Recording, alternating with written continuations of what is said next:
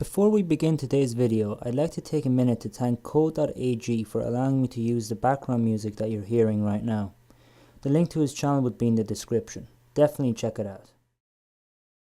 My very first video was in 4 mysterious disappearances, but most of the victims that disappeared in that video were all adults, apart from one which included an adult and a child.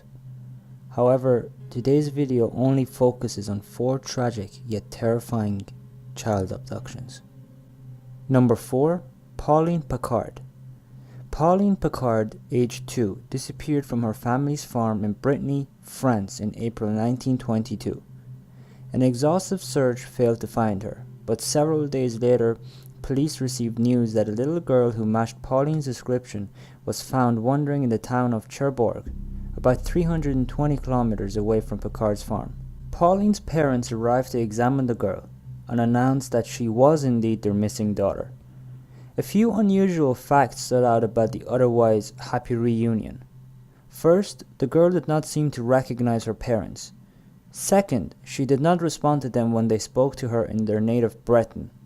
Dismissing these peculiarities, Pauline's parents took her back to the farm, where the neighbors quickly affirmed that she was Pauline, and the whole ordeal seemed to end on a happy note. About a month later, a neighboring farmer walking near the Picard farm stumbled upon something horrifying: the mutilated and decomposing body of a young girl next to her neatly folded clothes. He alerted the authorities, who arrived at the gruesome scene, along with the town's inhabitants, among them Pauline's parents. Although the young girl's face could not be identified, the Picards made an unsettling realization. The folded clothes were exactly what Pauline had been wearing on the day that she disappeared. The area where the remains were found had been searched thoroughly when Pauline first disappeared, which suggested to detectives that someone had placed the body there fairly recently. The case became even more perplexing when the skull of an adult male was discovered next to Pauline's body, adding a second potential victim to the case. Early reports from the investigation indicated that there was one possible suspect.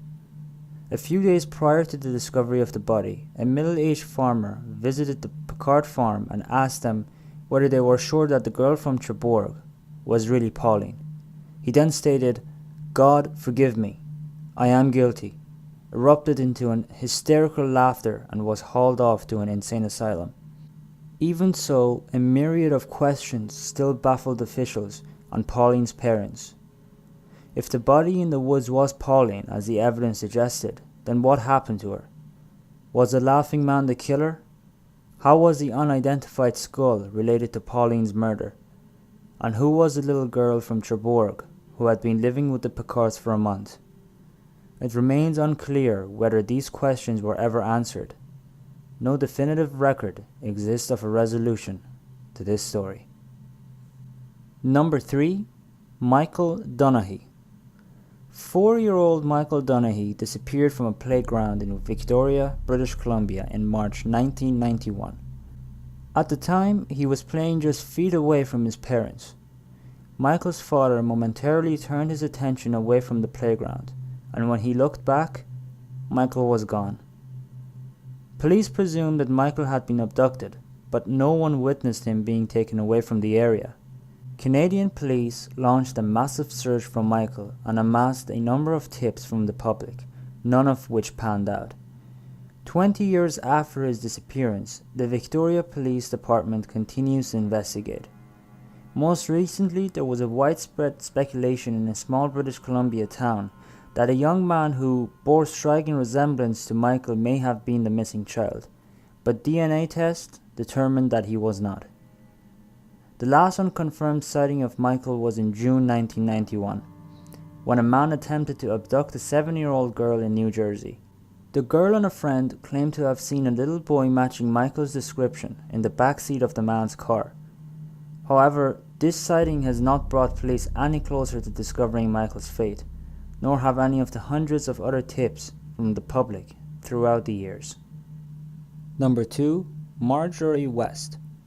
Marjorie West was a 4-year-old girl from Pennsylvania who was last seen on May 8, 1938. On that day, Marjorie attended a Mother's Day picnic with her parents and older sister. At some point, Marjorie and her older sister wandered off to a nearby trail to pick flowers, and Marjorie was left alone briefly when her sister walked to the picnic. When she returned, Marjorie was gone.